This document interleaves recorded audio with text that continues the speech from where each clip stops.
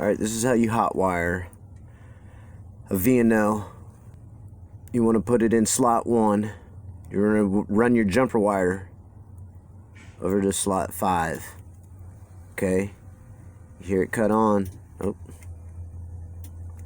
slot 5, you hear it cut on.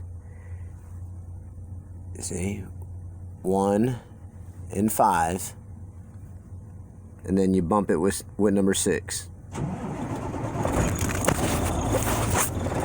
And that's how you do it. So, once again,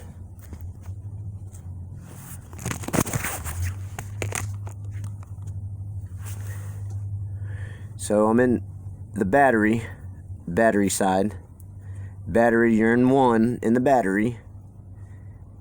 Then you can actually put your wire in number 5, like that.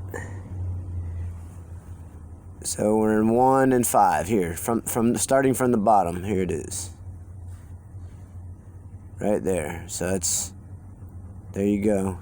So that's 1 and 5, and then you bump 6, and that's it right there. And she stays started. That's how you do it, man. So if you ever need to hot wire your car, your truck, 1 and 5. Then you bump it with 6. Now to kill it,